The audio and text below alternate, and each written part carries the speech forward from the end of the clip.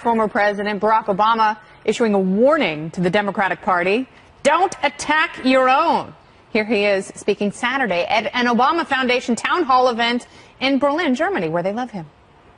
One of the things I do worry about sometimes among progressives in the United States, maybe it's true here as well, is a certain kind of rigidity where we say, I'm sorry, this is how it's going to be, and then we start sometimes creating what's called a circular firing squad, where you start shooting at your allies. Meantime, House Speaker Nancy Pelosi painting a rosier picture, telling the Washington Post she'll secure the House majority for Democrats in the 2020 elections by this November. But this comes as the New York Times reports the House Democratic campaign arm is close to open warfare with the party's rising liberal wing. Political operatives close to Nancy Pelosi, they're so ashy, trying to shut down primary challenges from the far left. New York Congresswoman Alexandria Ocasio-Cortez, who won her seat due to a primary challenge, blasting the Democratic Congressional Campaign Committee's move to break business ties with political consultants and pollsters who work for primary challengers.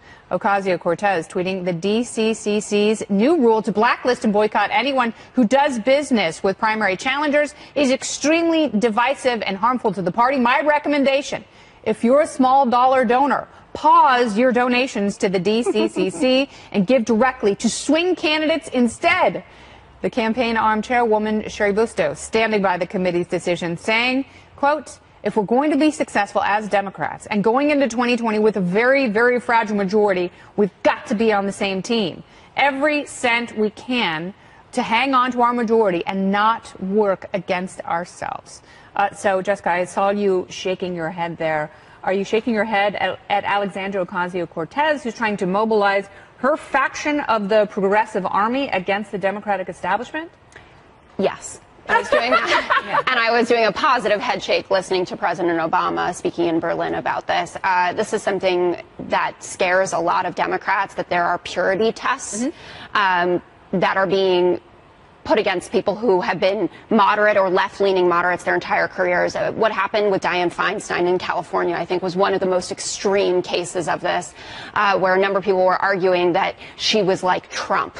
People on the progressive side, Dianne Feinstein, who's committed 30 years to fighting climate change and social justice issues. What I think's interesting to raise at this point, we've got to support each other. In 2016, there was a big problem with the Bernie faction getting on board for Hillary. Absolutely. But Alexandria Ocasio-Cortez tweeted about Mike Levin, who's a congressman in California, and her tweet alone supporting him raised $30,000 in an hour. In an hour. And that's important to pay attention to here, because she does have that kind of power, and people who are progressives, and I love that Ro Khanna comes on the network, for instance, he's part of that wing. But there has to be a balance between supporting the DCCC, which has been a wonderful fundraising and support system for Democrats, and also taking matters into your own hands. And if you want to tweet support for somebody, go ahead and do that, but there's no reason to be tearing down infrastructure that supports Democratic candidates. I mean, the two-party system seems to be anachronistic at this point, because there are so many competing factions. Is it impossible to bring them together?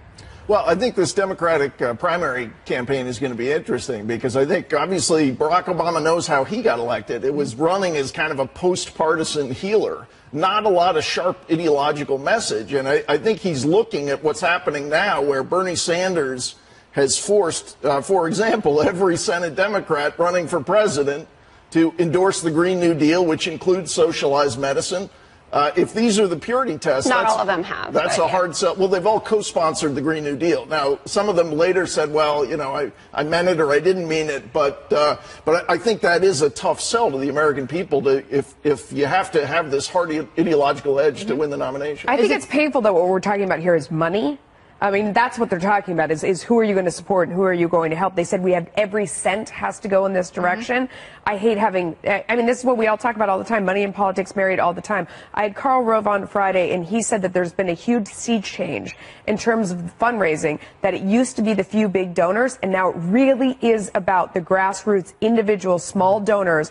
That's where the big money is, which has changed everything, and it's fascinating. And that's why, like you said, those tweets and the individual people really count now.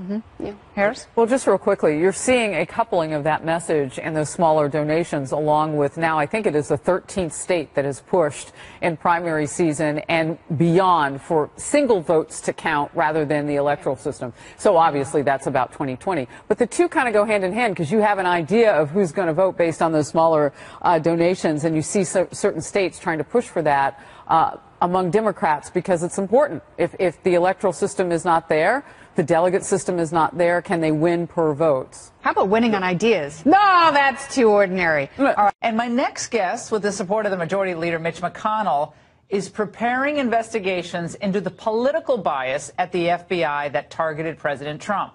Joining me now is the head of the Senate Judiciary Committee, Lindsey Graham. All right, Senator, on the theme of repercussions, in both of these cases, can we expect the DOJ's full involvement?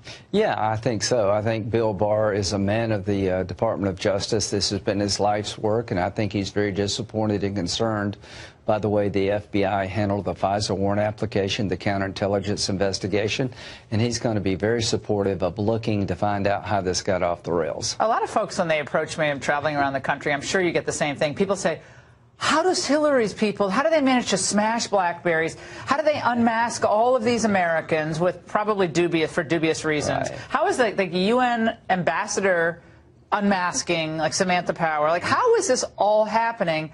There's never any repercussions. But what do you say to them just on that score? Well, one, let's find somebody to prove that it did happen we all trust. You know, Mueller, I stood behind him because I thought he was a fair guy. A lot of people on our side thought he was in a witch hunt. I didn't, quite frankly. But the president's been vindicated. Let's take somebody like Mueller to ask these questions. Did they get a FISA warrant by using compromised, bogus information? Well, they did, didn't they? I think so. Yeah. But let somebody other than Lindsey Graham and Laura Ingraham say it. Let's find somebody of the stature of Mueller to look at the other side of the story, because if they find something, I want people to believe it's based on the evidence, not politics. Is Bill Barr now looking into the possibility of appointing another special counsel? I am urging him for one simple reason. This is an emotional event. Most Republicans believe they were out to get Trump. Most people think that Strzok and Page and McCabe and Comey wanted Clinton to win and Trump to lose, and they took the law in their own hands. If that's true, it's horrible. Let's find somebody that can tell us if it's true, take the appropriate action. I think it's very important to have a Mueller-like figure. Well, I know what you think that, but you've had conversations with Barr. I know you had dinner with him the other night. Is he approaching that decision? Is there a timetable in which he'll make that decision? I think he's going to look at what happened, and the question for him, should it be me and the professionals here inside the building, or should I get somebody outside the system? It's not a question of how, if he looks, it's how he looks. Well, they're attacking him now. They're trashing his credibility on the left. They're saying that he's just a political actor, that Mueller shouldn't have trusted him to make that obstruction decision.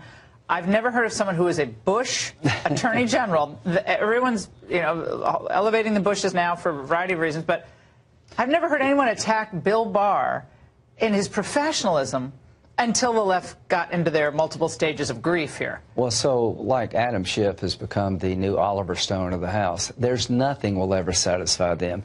Bill Barr is one of the greatest people to ever serve in the Department of Justice, highly respected on both sides of the aisle until Trump got to be president.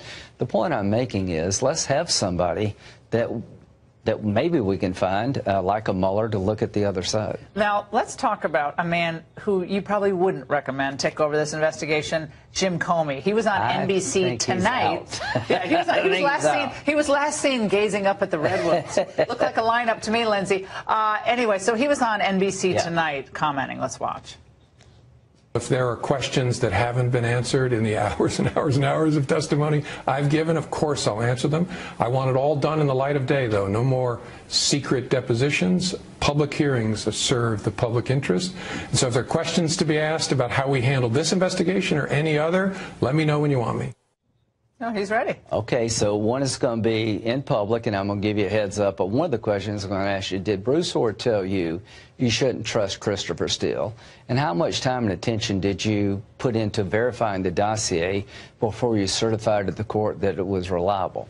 So there you go. Think about it. Come to the committee here soon, and you'll give me the answer in public. You will testify, my friend, in public not behind closed doors, and you will answer for your time as FBI director. Now, I want to get your take on another event that happened to one of your former colleagues, Senator Joe Biden. Now, he seems poised to launch a presidential bid, right. But like a lot of the Democratic candidates, he has to say he's sorry about a lot of what he did.